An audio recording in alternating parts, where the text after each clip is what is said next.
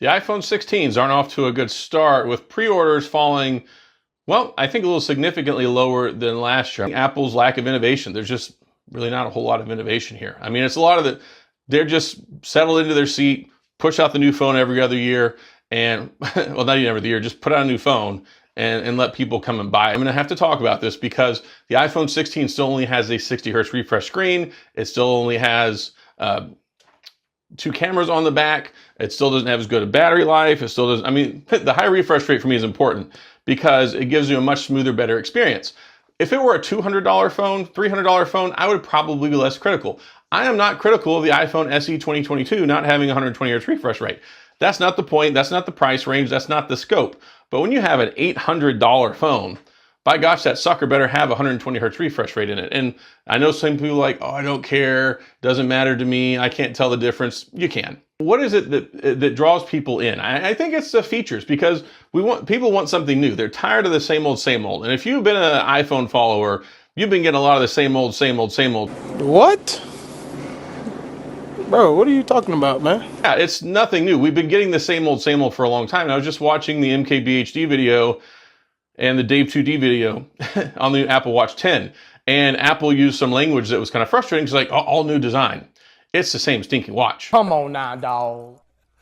Come on, man. The iPhone 16s aren't off to a good start, with pre-orders falling, well, I think a little significantly lower than last year. I'm going to get into the numbers here in a minute, but I want to kind of talk about why I think the iPhone 16 is not selling as well. Is it the price? Is it the features? Is it availability? Is it the colors? Well, I have a few theories, and I want you guys to kind of work with me on this one, because this is just from the mind of Adam J. Matlock. It's great when you guys come back in the comments later and be like, no, this is why I upgraded. This is why I didn't upgrade. No, fat man with the balding head, you're wrong. Whatever it is, we'll talk about it in the comments. So, iPhone 16. More iPhone 16s are actually being sold than the regular 15s last year, but the Pros are kind of hurting a little bit. So let me run some numbers by you. So pre-orders from, I guess, opening weekend, iPhone 16 Pro Max down 16% from last year. iPhone 16 Pro down 27% last year. Here's an anomaly, though. Here's an anomaly. The 16 Plus is up 48%. 48% more 16 Pluses have been pre-ordered than the 15 Plus last year. And the 16, the normal regular guy, is up 10%. So just for some context, and this is going to blow your mind. Last year, opening weekend, iPhone 15 series pre-orders, they sold 37 million units. Yeah, 37 million units first weekend. So I don't know if that's first weekend of sales, first weekend of pre-order, but somewhere, basically in the first week, they sold 37 million phones, which, if that lets you know something, Apple's not hurting for money. They've got plenty of money to spend on their pet projects like the Apple Vision Pro, which has been a complete failure. Too soon? Anyway, so yeah, they sell crap tons of phones. So I'm not feeling bad for Apple, ever. Never do I feel bad for them. Maybe Tim Cook will only get a $10 billion balloon at the end of this year. I don't know, whatever.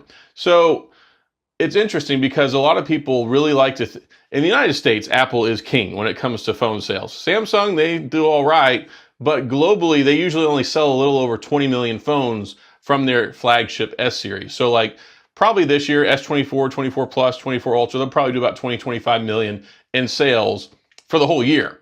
And here they're talking about Apple only selling 37 or 30 million in the first week, right? So just some context there. But why are people buying less phones this year? Or if they are, why are they buying different ones? I think follow the features. And I was just thinking about this. I made a video yesterday talking about the new Huawei Mate XT, which is that tri-fold phone, which is cool. Folds up three different ways, and you get basically a huge tablet screen instead of just like, oh, I just dropped my Z Fold. Instead of just this, which, just opens up to a tablet, it doesn't have that third partition. And I was looking at the numbers, and it's like 5 million pre-orders in China in like the first week, which is insane because Samsung couldn't sell 300,000 Z Folds in the first 2 weeks, much less 5 million pre-orders. So what is it that draws people in? I think it's the features, because people want something new. They're tired of the same old, same old. And if you've been an iPhone follower, you've been getting a lot of the same old, same old, same old for a long time. And not that Samsung hasn't done the exact same thing in many ways. So I get some people who are like, oh, you just hate on Apple. I'm like, no, you just saw the Apple video. And then I get some people like, oh, you hate on Samsung. No, you just saw the Samsung video. Like, I'm an equal opportunity hater. And I don't call it hate. I mean, I just look at stuff objectively. I'm like, look, this is what I think they're doing wrong. This is what I disagree with. I'm just telling you my thoughts and feelings. I buy all of them. I review all of them. I got an iPhone 15 here. I got a Google Pixel 9 Pro here. I got a Z Fold 6 here. I got a Motorola Razr 2020. I got all these stinking phones. So I test and I cover all of them. I try to give them a fair shake. But yeah, it's nothing new. We've been getting the same old for a long time. And I was just watching the MKBHD video and the Dave 2D video on the Apple Watch 10. And Apple used some language that was kind of frustrating. It's like, all new design. It's the same stinking watch. And then, of course, the Apple mathematics, they're like, oh, well, it's this much bigger. Well, yeah, if you compare it to a 5 or 6 year old Apple Watch, it's not that much bigger than last year. So simmer down there, Timmy Apple and the Apple gang. Yes, the Apple Watch is good, but there's not a whole lot of change. It's not a revolutionary new design. You shave 10% off of it, and now you can play music out of the speaker. Cool story. So anyway, why aren't people buying the new iPhones? Well, the reason I think more people bought the Pro last year is because of what's missing right here on the 15, the action button. A lot of people like the action button, and a lot of people don't really care for the mute switch. Like I've been using this iPhone 15 some because I got it for free from T-Mobile the other day, but don't get your head twisted around anything. The iPhone 15 is still going to be good for several years, and if you don't care about Apple Intelligence, you're going to be in a good spot. Like, don't go out and buy the phone just for Apple Intelligence. And the other thing too is Apple Intelligence isn't even going to be fully ready until we're talking about the iPhone 17 next year. And honestly, it looks like some of the main features aren't going to be rolled out till early of 2025. We'll be talking about the iPhone 17 by then. So I think this Apple Intelligence stuff is a non-starter. If you're one of the 5 people that are actually upgrading this to your phone for Apple Intelligence, go to the comment section and let me know. But I don't think a lot of people really care about Apple Intelligence. I know some folks care about RCS support. That's nice. We got that with iOS 18. iPhone 15, iPhone 10R, iPhone 10s. I mean, big upgrade. You can finally move icons around, and you've got some more privacy controls. You've got some more security controls. You've got some more customization. So iOS 18, I think, is fine. But people are tired of the same old. So when you saw the iPhone 15 last year, and it's like, all right, yeah, it's the same phone. We finally got Dynamic Island, but it's got a 2-year-old chip, right? People just weren't excited not having that new chip. They were not excited about not having the new action button, some new camera stuff. So the iPhone 15 Pro and Pro Max, I think a lot of people gravitated towards those, not because they offer so much better value, because they don't, but because of the cool new stuff.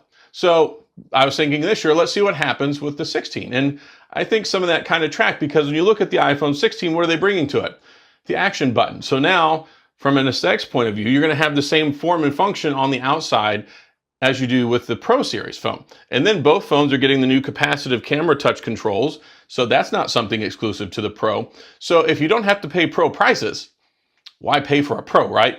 And I know this is, I'm going to have to talk about this, because the iPhone 16 still only has a 60 hertz refresh screen. It still only has 2 cameras on the back. It still doesn't have as good a battery life. It still doesn't, I mean, there are just a couple of things with the regular, I mean, maybe the battery life is just about as good, but it doesn't have the high refresh rate. The high refresh rate for me is important because it gives you a much smoother, better experience. If it were a $200 phone, $300 phone, I would probably be less critical. I am not critical of the iPhone SE 2022 not having 120 hertz refresh rate. That's not the point. That's not the price range. That's not the scope. But when you have an $800 phone, by gosh, that sucker better have 120 hertz refresh rate in it. And I know some people are like, oh, I don't care. Doesn't matter to me. I can't tell the difference. You can. Go get 2 phones side by side, ask your friend who's got a Pro, and sit there and go, you can scroll back and forth just between the 2 pages, and you can see how choppy and jittery it is compared to the ProMotion display. But anyway, they're not going to give us the ProMotion display in the regular one, because that's one of the last few things they can charge you for. And the other thing with the telephoto, well, maybe people don't care about the telephoto that much. I actually prefer the telephoto over the ultra wide, but I like taking more portrait shots than I do wide angle shots. But if you take a look at the 16, solid camera, got the ultra wide, camera controls, action button, couple $100 cheaper, it makes sense. And I think people still do like the larger screens. And that's what comes in with the 16 Plus. See, people weren't buying the 15 Plus because, like, why am I going to pay $900 when I can spend an extra $100 and get the Pro to get all the extra stuff? It's much more difficult when you look at that price margin between the Plus and the Pro, because it's $100. When you take a look at the 15 to the 15 Pro or the 16 to the 16 Pro, it's $200. In today's economy, $200 is a lot of stinking money. I mean, that could be an insurance payment for your car. I mean, that could be groceries for another week and a half. That could be a lot of things. And yeah, we're in an economically stretched time. I don't know if you realize this when you go to the grocery store or not, but things ain't cheap. Insurance ain't cheap. Nothing's cheap. So $200 is a lot larger bridge to gap than $100. So when you look at the 15 Plus last year, you're like, all right, yeah, you get a bigger screen, but you don't get the higher refresh rate, no action button, no extra camera, none of that stuff. Why would I buy that? But when you look at the 16 Plus, you're like, all right, now I've got the cool camera controls. I got the new action button. It's going to have the best battery life because the Plus series has amazing battery life. And yeah, there's a lot of things to like there. So I think that's why this year you're seeing more people pick up the 16s than the Pros, because they're getting more of those extra apples on their side of the apple cart and not having to pay the extra money for it. So I think that kind of explains it. I really don't think that Apple's going to be in a bad spot. Maybe they sell 85 million phones this year instead of 93 million phones. But another point I do want to make, though, is if we keep buying the same iterative stuff, like, look, I buy it. This is for people like, oh, you're going to buy it anyway. Of course I'm going to buy it. I'm a tech review channel. I review this stuff. Of course I have to go buy the phone. But I don't really think most people need to upgrade from the 15 to the 16. If I didn't have a tech review channel, I wouldn't get the 16. If I didn't have a tech review channel, I probably wouldn't have the 15. I'd still be using my SE just to send stuff back and forth with my kids, use the Apple Card, things like that. And yeah, there are things I like about Apple. I love the Apple Card. I have 5 of my kids. They have access to the Apple Card. They need to spend money on something like, hey, Dad, I have 6 teenagers. So it makes my life very easy. So I can go, yeah, go ahead and use it. Use it for that. Use it for this. I just pay it off. It's no big deal. Or we all have on the same thing with like the Apple family account stuff, where we'll have Apple TV, Apple Music, all this other stuff, which I don't use Apple TV or Apple Music, but they do. I'm perfectly happy with YouTube and Spotify. But there's a lot of stuff. Also the Find My app. I open that up. I can see exactly where all my kids are at. All this stuff straight in my phone. I know they've got like Life 365 or whatever in the world is. I can't remember. It's some other tracking app, but it really destroys the battery on your phone. So anyway, yeah, there's a lot of stuff that Apple does really well. I mean, I use their MacBook. I have a MacBook Pro. I have a MacBook Air. I edit my videos on them. They allow me to do my job, and they allow me to do my job very well, very fluidly, wherever I want to do it. So I'm not anti-Apple product. I'm anti-Apple marketing, anti-Apple how they treat their customers, because they just keep sandbagging us and giving us less and less and charging us the same amount of money. But anyway, I think that's why people are buying more of the regular 16s. And I think also people are not buying as many 16s this year, because once they saw the writing on the wall, Apple Intelligence was announced at WWDC back in May, June. And it's like, oh, Apple Intelligence is so amazing. It's coming. And then you realize, oh, it's not going to be here on launch. Oh, it's not going to be here really even a month later. Okay, a few months later, maybe we might have a few features. Or maybe by next year. So I think a lot of people are playing the wait and see approach to see if it's really worth even upgrading. And I think there is just still a distrust and a lack of enthusiasm from the consumer base about intelligence when it comes to AI, whether it's Apple Intelligence, whether it's Google Gemini, whether it's Samsung Galaxy AI. I think a lot of people still don't buy into it, don't care for it, or are playing a wait and see approach to where it finally hits that magical feature where it's like, this speaks to me, this is going to be good for me. So I think that Apple Intelligence is under delivering. I think because they're giving more features to the regular series and the Pro, more people are adopting those. And I think it still hammers in the point that people like bigger screens on their phones. And the Plus, maybe it's the big winner this year. So anyway, those are my kind of real 3 things. And still, I think Apple's lack of innovation. There's just really not a whole lot of innovation here. I mean, it's a lot of they're just settled into their seat, push out the new phone every other year, and, well, not even every other year, just put out a new phone and let people come and buy it. I mean, at some point, something's got to change. And I think this is not even just an Apple problem. I think it's a industry problem, because I talked about it with my Z Fold 6. It's been the same stinking phone for 3 years. It's got the same cameras for 3 years. You look at the iPhone, not a whole lot of big changes there. I mean, there's just not a lot of changes, period.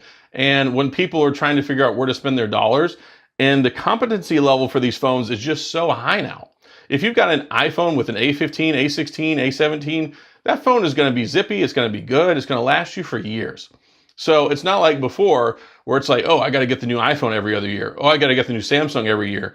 we're into like the 3-4 year kind of cycle upgrades now, where one, you don't need to spend that much money every year, and two, it's lasting so much longer. So especially when you got Apple Care too. Apple Care, if you mess up your phone, just go get it fixed. So I think there's a lot of factors playing into it, but I think one, people are following the features, they're saving money, they want a bigger screen, and they aren't too crazy about Apple Intelligence. And I think that pretty much wraps it up in a nutshell, why the 16s aren't selling as well. But again, don't worry, Tim Cook's not going to go hungry.